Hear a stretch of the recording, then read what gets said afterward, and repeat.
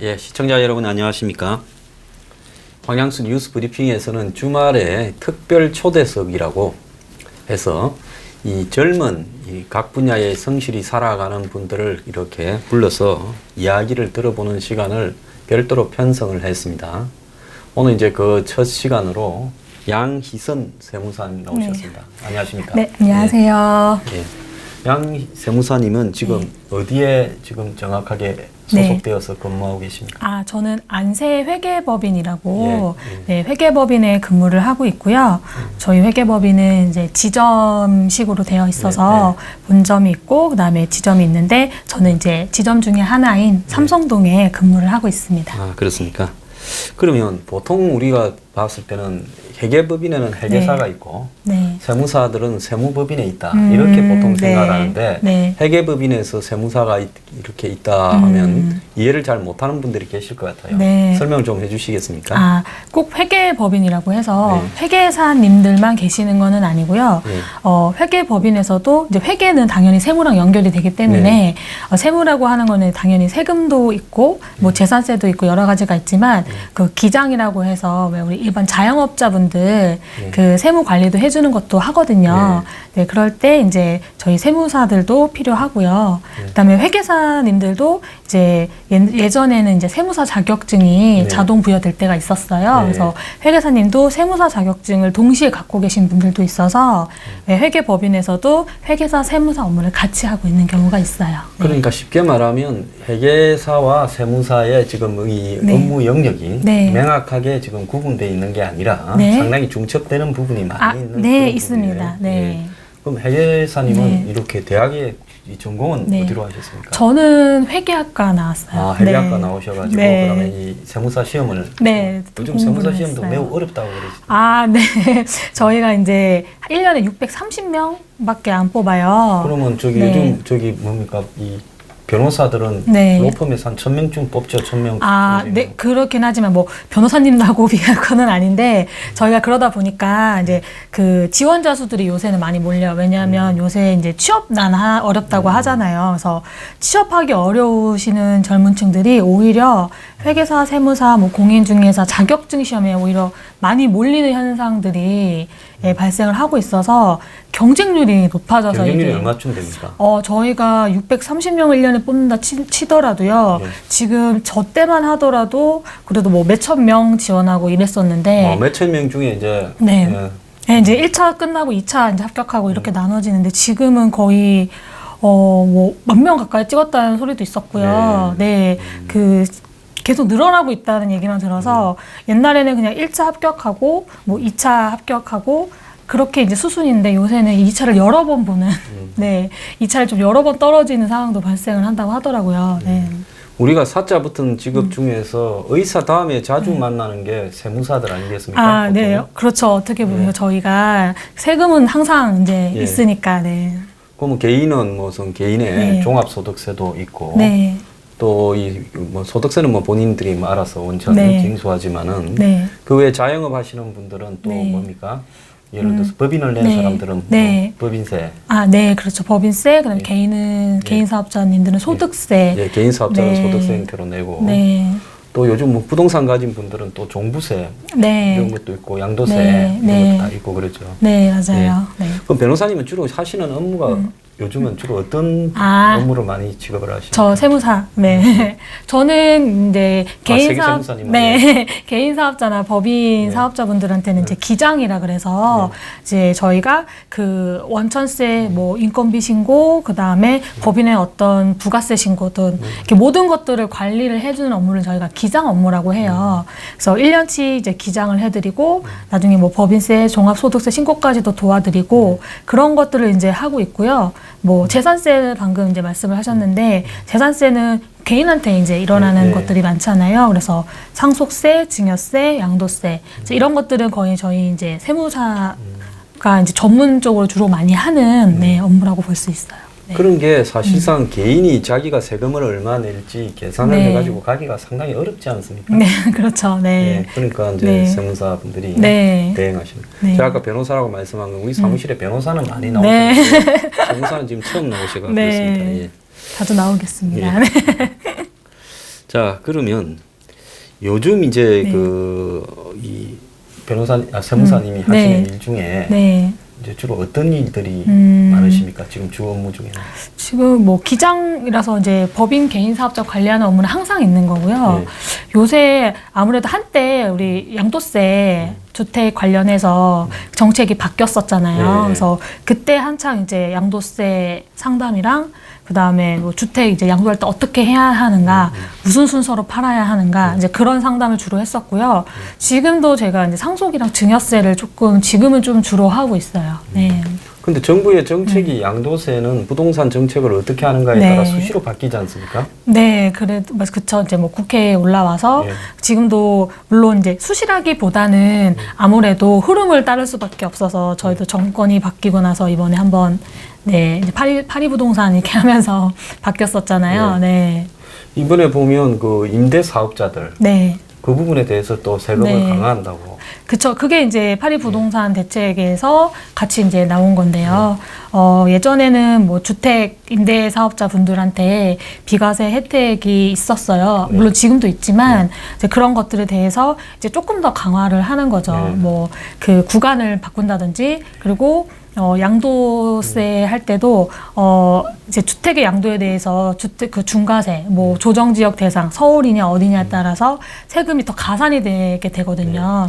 그러니까 니네가 그런 거를 좀 회피를 하려면 네 임대 사업자 하는 거 등록해라. 사업자 등록을 해서 세금 그동안 안 내던 거를 양성화 시켜라. 이제 그렇게 취지로 바뀌고 있어요. 네. 근데 저는 세금 정부의 처리 방법에 하나 네. 좀 의문이 있었는데 네. 오래전부터 의문을 갖고 있어요. 네. 세금을 얼마 내라 하면 네. 정부가 차라리 조사를 다 해서 네. 통지를 하든지 네. 아니면 내가 이제 그게 많다 네. 적다로 해서 이의 신청을 네. 하게 하든지 네. 그게 아니고 신고를 네. 하라 이렇게 보통 하지 않습니까? 네. 그러면 세무 업무에 네. 이렇게 정통하지 않은 사람은 네. 뭐가 이렇게 이제 이 면세가 되거나 이렇게 되고 네. 또 뭘 내야 되는지 네. 이런 부분의 항목을 일일이 찾아가서 자기가 자기 세금 계산하기가 네. 어지간한 지식을 가진 사람이 아니면 굉장히 네. 어렵잖아요. 네. 그러면 필연적으로 이제 이 세무사를 네. 이렇게 해서 가야 되는데 네. 네.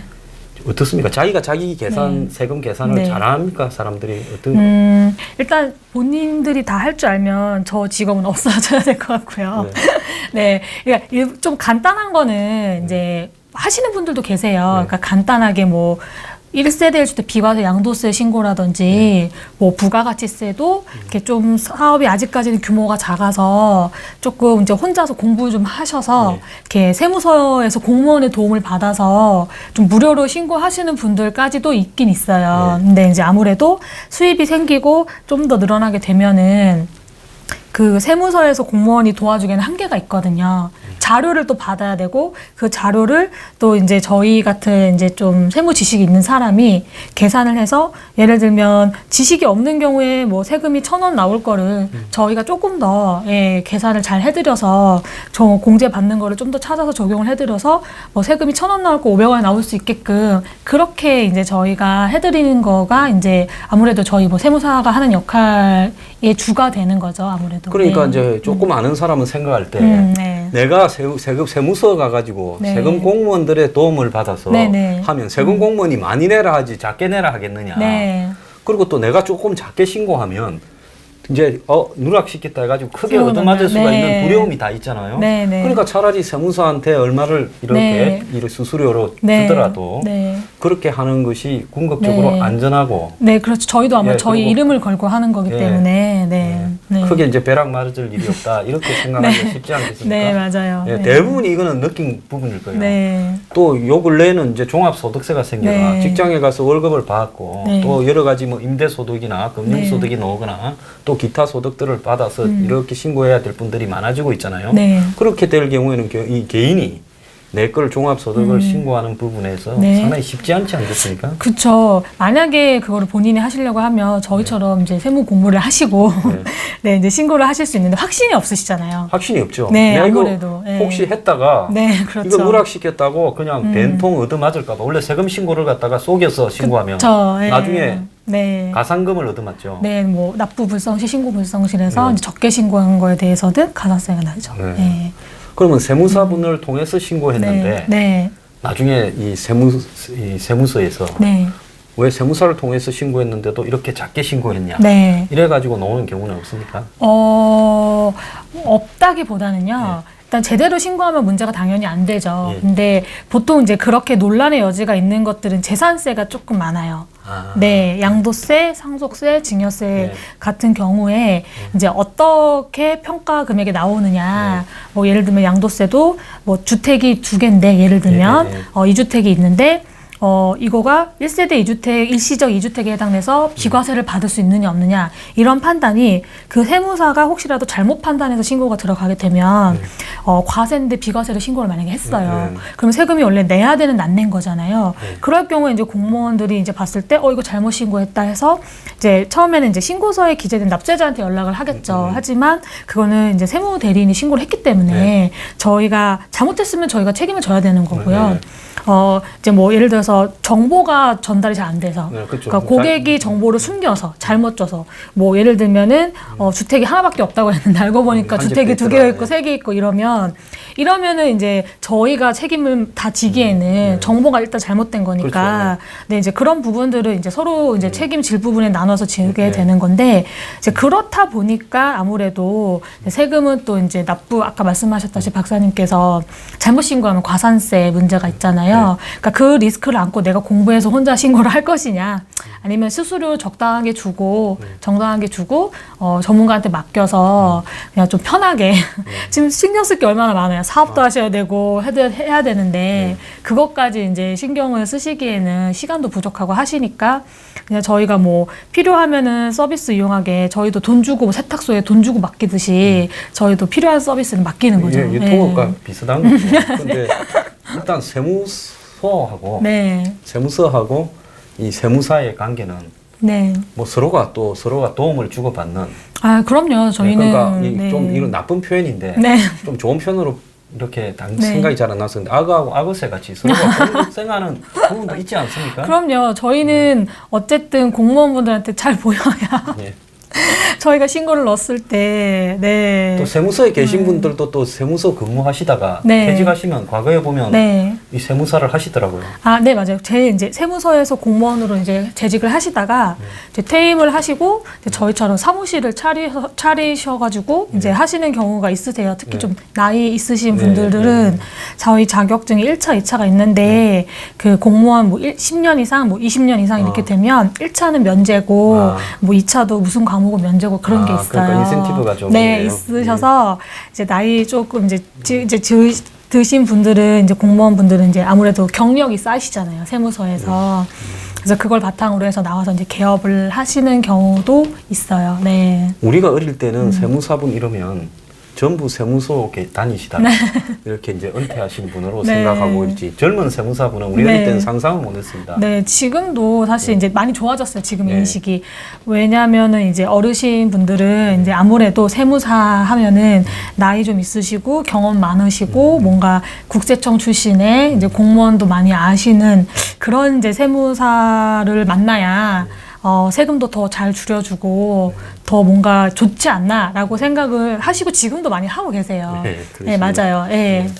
자, 여러분들은 지금 이 세무사 영역, 이 세무 영역에 대해서는 아마 TV 토론에 나와가지고 토론하시는 분을 거의 보지 못했거든요. 또 세금을 신고할 때 되면 머리가 딱 아파옵니다. 딱 보기만 보면 그때부터 스트레스가 이렇게 머릿속에 쌓이는데 그럴 때마다 좀 이거 좀 아껴가 내가 할까 안 그러면 맡겨서 할까 이제 이런 고민들을 많이 하시죠.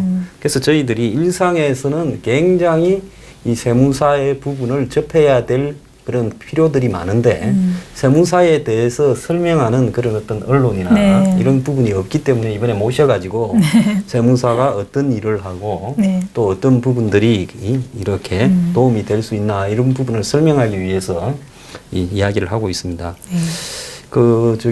며칠 전에 보면 중국의 여자 배우 판빙빙이 미국에 망명을 했는데 한 190억 좀 벌었는데 1년에 자기가 이제 어떤 뭐 엔터테인먼트 관련 회사에 번 돈 중에 대부분을 투자해가 적자가 나서 자기한테 들어온 돈이 없다. 이런 식으로 해서 일반 이 회사 다니는 셀러리맨보다도 더 소득이 작다. 이래서 이제 타깃이 되어서 조사를 받는데 또 거기에는 중국의 신구 정치 세력들 간에 이제 판빙빙이 정계에 뭐 마당 여자를 보고 마당다리라면 그렇고 마당 심한데 그래서 줄을 좀 잘못 써가지고 그런 거 아니냐 하는데 그 이야기 들어보셨죠? 네, 저도 기사 통해서 접했어요. 그래서 이제 중국에도 보니까 세무 체계가 엉망이었는데 중국에는 적한테는 많이 받고 내 편한테는 거의 봐주고 이제 이런 식으로 넘어가는데 이제는 이 시진핑이 이제 이 중국의 재정이 굉장히 안 좋으니까 여기저기 받아내려고 이제 쑤시다가 이래 됐는데 그 며칠 전에 이제 문재인 대통령이 이 세금을 창고에 쌓아놓으면 뭐하냐 있는 대로 쓰자는데 좀 어떻게 느끼십니까? 네, 뭐 참 정치 얘기는 항상 조심스럽긴 한데 평가를 정치적 비평을 하라는 게 아니라 실무적으로 이 정권이 지금 세금을 많이 거들어서 많이 쓰는 거는 사실이잖아요, 과거보다요. 네, 그렇죠. 그래서 이제 보통 보면 많이 걷어서 많이 쓰는 거는 이렇게 큰 정부라고 해서 좌파적이라고 하고 작게 걷어서 작게 쓰는 거는 미국의 공화당처럼 작은 정부라고 이렇게 이야기하면서 보수적이다. 보통 그렇게 이야기하지 않습니까? 그래서 이 정권이 좌파 정권이라는 것은 뭐 그거는 좌파가 욕도 아니죠. 그래서 이제 많이 걷어서 많이 쓰는데 국민들은 가난한데 정권은 지금 세금을 많이 걷다가 남았다잖아요. 근데 살다가 세금이 남는 것도 처음 보는데 좀 어떻게 보십니까? 일단은 이거에 대해서 아무래도 정책과 이제 서민들, 국민들과의 괴리감이 있는 이유는 아마 그거라고 저는 생각을 해요. 일단 세수를 걷는다는 것 자체가 이제 저희도 누진세율이라고 해 세금을 소득이 더 많이 벌수록 더 세금을 많이 내는 구조이긴 해요, 저희가. 근데 아이러니하게도 이게 그런 구조로 되어 있긴 하지만 실질적으로 통계라든지 이런 걸 보면 사실 중산층에서 세금을 대비 많이 부담을 하거든요. 그렇죠. 아무래도 고소득자 분들은 물론 낼 때도 있지만 빠져나가는 방법들이 100가지도 넘더라고요. 이렇게 미리 또 이제 정보가 많다 보니까 아무래도 정보가 많고 또 뭐 담당 세무사를 따로 예전부터 쓴다든지 그래서 미리 이제 세금에 안 내는 구간에서 뭐 증여라든지 뭐 어떤 그런 것들을 해서 세금을 많이 이제 다운시키고 세이브를 시키는데 사실 저희 이제 서민 국민 뭐 중산층들은 그러기에는 뭐 정보도 많이 부족하고 그다음에 뭐 내 소득 수준이 막 그렇게 높지 않다고 생각하는데 뭐 굳이 세무사를 따로 써서 뭐 미리부터 대비를 할까 싶기도 해서 그런 데에서 좀 정보 비대칭이 좀 있는 것 같아요. 아무래도. 그러니까 위에 층이 올라갈수록 세율은 높은데 실제로 내는 거를 보면 제일 위에 층은 빠져나가는 방법이 뭐 임대료나부터 시작해서 부동산 관련 재산세나 뭐 종부세나 뭐 종합소득세에서 많이 빠져나가고 비용 처리하거나 면세 이렇게 감세돼가지고 빠져나가고 그다음에 이제 사실상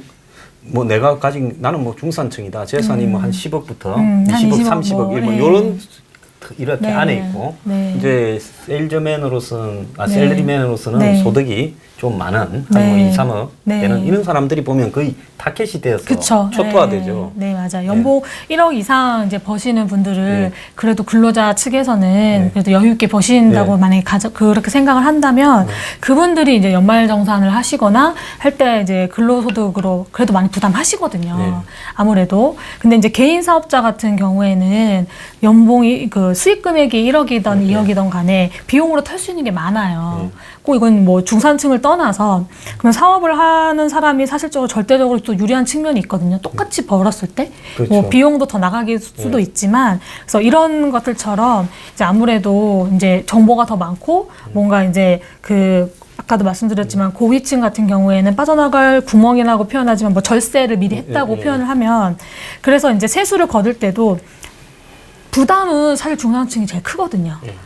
고소득자들도 세금을 내지만 내 소득 이만큼에서 요만큼 내는 거랑 내 소득이 요만큼인데 요만큼을 내는 거랑은 다른 거잖아요. 그래서 보통 이야기를 하는 거는 이 소득이 있는 곳에 네. 전부 다 세금이 있다 하고 네. 또 한편으로는 세금은 법에 정한 것만 받을 수 있다. 이제 이 두 가지가 큰 원칙이지 않습니까? 네. 근데 보면 소득이 있다고 이렇게 다 세금을 내는 게 아니라 네. 특히 뭐 한국 같은 경우에는 소득의 사실상 가장 큰 부분이 네. 이 금융소득 아니면 부동산 소득이지 않습니까? 뭐 고소득자들. 네, 고소득자들은요. 네. 근데 그 사람들이 금융소득이나 부동산 네. 소득에서 버는 것만큼 네. 실제로 세금을 네. 결론적으로 이제 마지막에 최종적으로 네. 얼마 냈느냐로 보면 네. 네. 그 중간에 있는 아까 네. 말한 중산층들보다는 턱없이 네. 적게 내기 때문에 네. 모두가 다 자기 수준에 맞게 공평하게 법이 정한 대로 네. 못 빠져나가고 낸 다음에 네. 이 조세 저항이라고 부르는 세금을 내는 네. 부분에 대한 불만이 별로 없을 건데 네. 세금이 나보다 훨씬 많이 버는 네. 나는 그야말로 좀 벌지만 네. 이렇게 세금 내고 먹고 살고 하면 별로 남는 것도 없는데 네. 나는 세금을 많이 얻어맞는다 이런 네. 세금에 대한 불만들이 그래서 많지 않겠습니까? 네. 저희 이제 세율 구조가 아까도 말씀드린 누진세율은 맞긴 한데 네. 아무래도 최고세율은 그래도 정해져 있잖아요. 네. 그래서 이제 어느 정도 최고세율을 넘어가게 되면 사실 10억을 벌던 20억을 벌던 30억을 벌던 똑같이 최고세율을 맞거든요. 네. 그러다 보면 사실 그 위에서는 의미가 없어져 버리는 거죠. 이 누진세율 구간이 의미가 없어요. 네. 어차피 최고세율로 계속 10억, 20억, 30억, 40억, 50억, 100억 뭘 벌던 1억을 벌어도 50% 내고 예를 들면 2억을 벌어도 50%를 내고 하니까 그분들 입장에서는 더 의미가 없단 말이죠. 어차피 최고세율을 맞을 거니까 아니면 뭐 어차피 뭐 30% 이상을 맞을 거니까 그래서 그렇게 누진세를 만들었지만 사실 그거는 사실 이제 중산층까지가 제일 부담이 많은 구조다라는 이제 의견들이 많아요. 아무래도 네 그러다 보니까 이제 부담들이 많아지고 저희가 뭐 세금은 또 내는 사람은 내고 안 내는 사람은 안 낸다 뭐 이런 말들도 생기는 것 같아요. 네. 그래서 지금 이 많은 속설들 중에 한간에 있는 속설 중에 네. 국민의 절반이 세금을 안 낸다. 네. 그 부분에 대해서는 어떻게 생각하세요? 아, 네, 뭐, 이거는 그냥 말이 그냥 국민의 절반은 세금을 안 낸다라는 말은 좀 이제 뭐, 그냥 나온 말일 수도 있는데요. 그러니까 그 뜻은 이제 생각을 해보면 사실 이제 제일 적게 벌거나 수입이 적으면 세금을 적게 내거나 뭐 면세점이 있어서 안 내거나 이제 그 얘기가 원래 나와야 되는 거고 만약 반이 안 낸다는 뜻은 원래는 그렇게 따지다 보면 국민의 반 가까이가 소득이 적다라는 뜻으로 이제 원래는 그렇게 나와야 되는 건데 사실 그게 쓰이는 의미는 그 뜻이 아니라 뭐 많이 벌어도 안 내는 사람은 안 낸다 뭐 이런 식으로 지금 얘기가 된 것 같아요. 아까도 말씀드렸지만 아무래도 많이 버시는 고소득자이신 분들이 이제 세무 지식도 이제 많고 정보도 많고 뭐 전문가도 많이 쓰고 하다 보니까 절세를 하고 뭔가 이제 뭐 탈세도 있겠죠. 뭐 있으시는 분들도 있겠죠. 예, 그렇게 함으로써 이제 세금을 안 내는 게 많다 보니까 이제 아무래도 국민의 절반은 뭐 세금을 안 낸다. 그 안 내는 면세점의 저소득자 플러스 안 내는 고소득자가 합하다 보니까 뭐 반은 안 낸다. 그런 말이 나온 것 같아요. 지금 실제로 네. 47% 정도가 안 낸다고 보수 언론들이 보도도 하고 네. 있어요. 네. 그래서 이제 그걸 보면 최저임금이나 네. 이렇게 임금 수준이 낮아서 네, 그런 네. 사람들은 안 내잖아요. 네. 그다음 아르바이트 하거나 이런 사람들도 네. 안 내잖아요. 일용직 분들. 그다음에 또 이 자영업 중에서도 네. 또 일정하게 네. 매출이 안 되면 안 내잖아요. 네, 맞아요. 네. 그러다 보니까 이것 빠지고 저것 빠지고 저것 이렇게 되니까 네. 뭐 그러고 뭐 이제 고령층이나 또 무슨 청소년층이나 경제활동에 네. 종사하지 않는 사람도 안 내고 그러다 보니까 실제로 얼추 국민을 갖다가 5,100만 명이라고 보면 네. 한 2,550만 명 정도가 세금을 안 내는 사람이 실제로 될 것 같아요. 네. 우리나라에 이 임금 받는 노동자들이 1,800만 명이 좀 안 되지 않습니까? 네. 그리고 자영업자들이 뭐 650만 가구 이러는데 네. 그 자영업자들 중에서도 세금 내는 데가 네. 제가 봤을 때 한 50만이나 안 낸 사람이 더 많을 거예요, 자영업자. 저 이제 저희가 자영업자를 이제 뭐 개인 법인 다 따질 수 있거든요. 법인도 이제 중소기업들이 이제 제일 주로 이루고 있잖아요. 그 중소기업들 중에서도 이제 큰 데가 아닌 그냥 뭐 소소한 데부터 좀 어느 정도 이제 부유한 좀 탄탄한 중소기업들도 따질 수 있는데 사실 사업을 하면 혜택이 좀 있어요. 뭐 소득세를 낼 때 뭐 소득세 감면이라든지 뭐 법인세 감면, 세액공제라든지 이런 혜택들이 좀 있어서 사실 그래서 저희 이제 세무사 업무를 할 때 이제 사업자 분들한테 이제 저희가 좀 능력이 있거나 뭐 이런 어떤 전문가로서의 어필을 할 수 있을 때가 그런 어떤 세액 공제나 감면을 좀 잘 적용해서 세금을 좀 많이 줄여주는 거가 이제 저희도 희열을 느끼고 업체분들도 사장님들도 좋아하시고 저희의 몸값도 올라가는 그런 상황이거든요. 그러다 보니까 사업을 하는 사람들이 사실 많이 세금을 안 낸다. 이거는 어떻게 보면 맞는 말이에요. 이래저래 이렇게 감면 세액 공제하고 그럴 수 있다 보니까. 근데 근로자분들은 연말정산이라고 어떤 그런 하나밖에 없고 요리지갑이라고 표현을 하잖아요. 다 잡히고 소득이 거기서 그냥 공제되는 거는 뭐 많을 수 있는데 그러다 보니까 이제 아무래도 똑같은 연봉의 근로자와 개인 사업자를 비교를 했을 때는 이제 아무래도 근로자가 불리하다. 근데 이제 중산층을 표현을 한다면 보통 이제 개인 사업자나 법인 사업자 분들이 그 매출은 그래도 몇 억씩, 뭐 10억, 20억, 뭐 30억 되시는 분들도 있거든요. 수익으로 따지면 이제 뭐 수익률이 10억이라 해도 뭐 5%면 네, 뭐 5%면 5천만 원이고. 그렇죠. 네. 그렇게 되면은 연봉 10억이랑은 전혀 다른 얘기가 되는 거죠. 그렇죠. 어차피 나가는 비용도 많으시니까. 그래서 그렇다 보니까 이제 뭐 세금을 많이 안 내는 거가 이제 그렇게 얘기가 되는 건데 그래도 지금 세수는 많이 이제 예전보다는 올랐을 거예요. 왜냐하면 세율도 일단 올렸고 그다음에 양도소득세도 지금 어떻게 보면 세율을 올린 거고 중과세를 한 거기 때문에 그래서 옛날에 박근혜 정부에서는 세금을 어디 좀 받아낼 데가 별로 없어가지고 그 연말 정산해서 돌려주는 환급금에 손을 좀 대고 또 그리고 그 담배 가격, 담배세라고 부르는 거기에 손을 댔다가 엄청난 비판을 받았지 않습니까? 네, 그렇죠. 그런데 이 정부는 박근혜 정부가 감히 손을 못 대던 부분까지도 과감하게 손을 대면서 그러다 보니까 이 정부 보고 왜 세금 이렇게 많이 받아가느냐. 실제 세금이 곳곳에서 많이 올랐어요. 특히 뭐 이 세금 플러스 사회보험료를 우리가 국민들은 다 합쳐서 세금처럼 인식하지 않습니까? 그렇죠. 국민연금이나 의료보험이 엄청나게 들어 올랐어요. 올해 들어. 사실 그게 조금 저희가 안타까운 것 중에 하나가 4대 보험하고 저희는 사실 별개의 영역이거든요.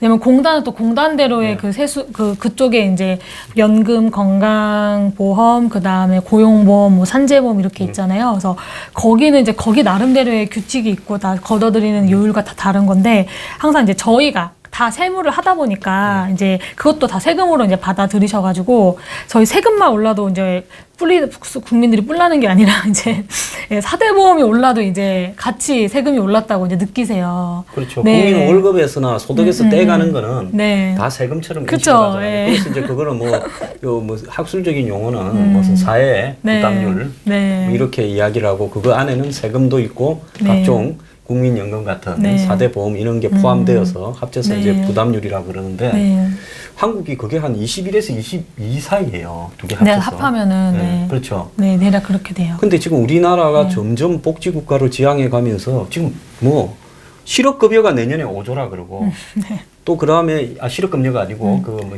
근로장려금. 실업급여가 지금 뭐 6, 7조 사이로 된다고 하고 그다음에 이 어르신들 같은 경우는 30만 원씩 준다고 애는 한 명씩 10만 원씩 또 보육 육아는 한 2, 30만 원 사이로 나가고 이제 잘 주고 있어요. 그런데 중요한 것은 우리가 이제 이렇게 이 복지적인 차원에서 국민들에게 국가가 이전 소득 돈을 직접 꽂아주는 이런 부분을 하려면 한국의 이 세 부담률이 유럽에 있는 선진국만큼 가야 되는데 택도 없잖아요. 또 따지고 보면. 그렇죠. 그러니까 우리나라가 세율이 물론 높다고 생각하시고 딴 데보다 낮은 저희보다 다른 나라도 있겠지만 훨씬 더 높은 나라들도 있어요. 유럽에 있는 나라들은 프랑스 같은 경우에는 한 45%. 되게 높아요. 스웨덴은 뭐 50% 정도 넘어가고 기본으로 뭐 40% 안팎은 다 되고 있는데 그건 굉장히 높지 않습니까? 높아요. 그러니까 그런 나라에서 높은 나라에서는 실업급여나 또 무슨 근로장려세제라 해가지고 이 소득이 낮은 이 월급쟁이들한테는 정부가 돈을 얼마씩 꽂아주기도 하고 또 의료보험도 없이 전부 공짜로 쓰기도 하는데 현재 한국 수준의 이런 그 사회 부담률로 감당을 할 수 있다고 보십니까? 그렇게까지는 사실 감당하기 힘들 거예요.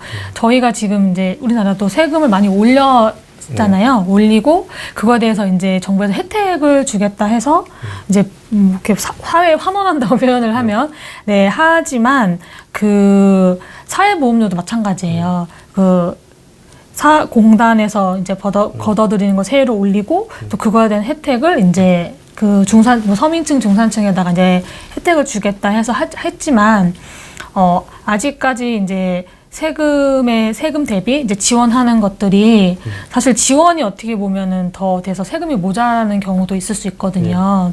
네. 지금 많이 올렸지만, 올리는 거에 대해서 사실 반발도 있었죠. 저희가 없지는 않았는데, 뭐 강경하게 일단은 올렸던 거고, 근데 이제 사실 이렇게 되게 되면, 항상 반발은 고소득층보다 이제 중산층이 제일 많아요. 이 반발이. 이번 양도세 때도 다들 어떻게 양도세 와 어떡하지 사람들 다 그러면 이제 원래 목적이 그거였잖아요. 왜 양도세 때 중과세를 만들었냐. 그러면 주택을 무분별하게 돈 있다고 사는 그 투기를 막기 위해서 네 그거를 주택을 수를 그렇게 니네가 많이 사면 나중에 팔 때 중과세로 세금을 엄청 때리겠다라고 해서 한 거지만 사실상 정말 돈 있는 사람들은 안 팔면 되거든요. 그냥 갖고 있으면 되고 세금제도 바뀔 때까지 붙들고 버티는 거죠. 그냥 강남에 가만히 있어도 땅값 오르고 아파트값 오르는데 묻어놨다 생각하고 네 굳이 지금 또 팔 필요가 없거든요. 그러니까 눈 하나 꿈쩍 안 했단 말이에요. 이제 은행 대출 받아가 산 사람들이 그런 사람들이 문제예요. 은행 대출 받아서 아파트 사고 그거를 이제 뭐 투기까지는 아니더라도 매매 차익 노리시고 시세 차익 노리시고 사셨던 그냥 열심히 사시는 분들 어느 조금 여유가 있으셔서 이제 그렇게 하셨던 분들이 대출 막혔죠. 예, 뭐 팔면은 올라가지. 세금은 올라가죠. 들고 버티자니 또 금리 올라가지. 겁나죠. 예, 그러니까 그때 뭐 파네 마네 어떤 거부터 팔아야 되네 엄청 맞아요. 스트레스를 받으셨단 말이죠. 사실 지금 이제 세금 정책이 그런 면에서 좀 아쉽죠, 저희 입장에서는. 자, 이거는 세금하고는 관계없지만 뭐 국민들은 그것도 세금이라고 생각하니까 지금 얼마 전에 문재인 케어 한 달가 비급여를 갖다가 보장률을 올린다 했지 않습니까? 그때 그러면 의료보험료 올릴 거 아니냐니까 절대 안 올린다 그랬어요. 다 그 뭐 현재 수준으로 감당이 가능하다고 수치까지 제시했는데 지금 오늘 며칠 전에 아침에 보도가 나온 게 뭐라고 나왔는가 하면 이 현 상태로는 재정 고갈이 되기 때문에 새로운 보험료 소득 재원을 갖다가 마련하기 위해서 소주하고 맥주 술을 많이 먹으면 몸을 이렇게 베리니까 결국 의료 치료를 많이 받을 거니까 의료보험을 고갈시키는 장본인들이라서 소주하고 맥주에 건강보험료 부담을 갖다가 늘리겠다. 그걸 지금 검토를 해가지고 아마 또 밀어붙이려고 하는 거예요. 그거 보고 어떻게 느끼셨어요? 저는 되게 소주 맥주 좀 하십니까? 저는 너무 좋아해서 저는 좋아하시구나. 그 기사를 보고 그냥 개탄을 했어요. 타격을 입은 사람이 바로 저부터라서 소주 맥주라는 거는 사실 저희 다 좋아하잖아요. 그래서 주로 제가 뭐 이런 얘기 저희끼리 얘기하지만 돈 많은 사람이 양주 먹지 소주 먹겠냐. 그렇죠. 돈 많으면 절대 소주 안 먹습니다. 양주 먹고 뭐 그런 거 드시지. 저희 소주 맥주는 사실 그냥 저희 모든 그냥 정말 그냥 저희 국민들이 좋아하는 이제 뭐 스트레스 풀고 퇴근 후 스트레스 서민의 힐링 정도죠. 그 서민의 힐링을 가격도 최근에 올랐잖아요. 그래서 그것도 힘들었는데 세금까지 올린다고 하니까 참 이거는 저희 입장에서도 그럼 희한한 게 전번에 그 가격 좀 올릴 때 실제 식당이나 술집에서는 조금 올리면 많이 올려버리죠. 맞아요. 한 200~300원 오르면 거기서는 한 1,000원씩 이렇게 올려버리지 않습니까? 맞아요. 그러니까 여기에 소주 맥주에 세금이 또 조금 올랐다면 몇백 원 올랐다면 저희 또 1,000원씩 이렇게 1,000원 단위로 올리기 때문에 500원 단위로도 안 올려요. 근데 지난번에 그 담배 올렸다가 박근혜 정권이 굉장히 지탄을 받고 젊은 사람들의 분노를 자초했잖아요. 그렇죠. 근데 이게 담배, 소주, 맥주는 부자들은 그거 먹습니까?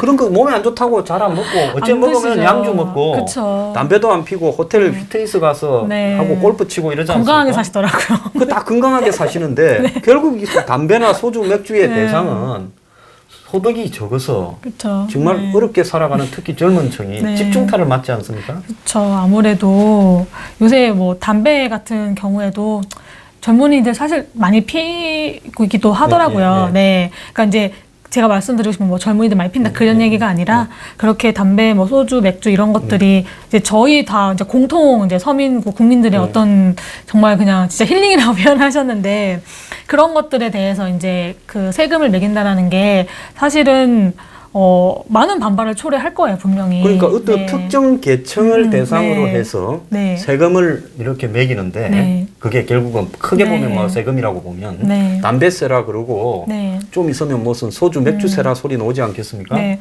기존에 이 맥주는 세금이 엄청나지 않습니까? 네. 맥주가 재료비로 따지면 원료비로 따지면 소주보다 싸게 될 거예요. 그걸 그런데 몰랐네요. 맥주가 그거 다 세금이에요. 그거. 네. 한국이 이상하게 맥주가 비싼 게 그 맥주가 대부분 세금인데 네.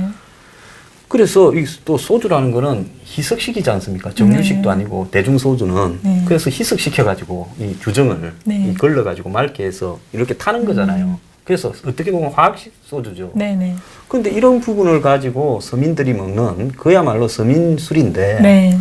이걸 갖다가 세금을 이렇게 유사 세금을 먹이겠다고 하면 결국 이 정부의 세금 제도가 한마디로 이 가난하고 또 한참 지금 일자리나 이런 부분에서 안정적이지 못한 계층을 집중적으로 겨냥한 부분이다. 이렇게 보이는 거 아닙니까? 사실 양주에다가 먹여야 되는데 근데 그렇게 하면은 수요가 그러니까 그 얼마 안 소주, 되니까. 그쵸. 소주, 맥주, 양주로 봤을 때 뭐 굳이 얘기를 하자면 양주에다가 먹이는 게 맞는 건데 사실 그렇게 되면은 요만큼만 드시는 소주, 맥주 이렇게 먹잖아요. 그 뭐 서민, 중산 다 포함해서 물론 뭐 고소득도 먹겠죠. 뭐 먹겠지만 모두 다 포함되는 거기 때문에 사실 정부 입장에서는 이런 가운데 이런 누구나 먹는 거에 사실 세금을 올리거나 하는 게 정부 입장 세수 그렇게 제일 쉽거든요. 그러면 라면도 많이 먹으면 그 몸에 안 좋잖아요. 네. 그래서 일주일에 무슨 라면을 갖다가 뭐 한 2개 이상 먹는 사람한테는 그것도 세금 받아야 되고 네. 사이다나 콜라에도 이것도 세금 매긴다고 네. 이야기도 나옵니다. 벌써 슬슬. 네. 설탕, 네. 그다음에 무슨 뭐 햄버거. 네. 우리 주변에 일 많이 먹으면 좋은 게 삼겹살. 네. 그다음에 무슨 뭐 구이. 네. 이런 것도 전부 건강을 해쳐서 결국은 나중에 암에 걸리기 쉬우니까 네. 이런 데도 그러면 전부 세금을 매겨야 된다. 네. 이런 부분에 어떻게 생각하세요? 아, 좀 말도 안 되는. 다 저희들이 많이 먹는 거잖아요. 네, 삼겹살, 뭐, 그런 것들은 다 그냥 일반 저희들이 다 먹는 거라서, 네.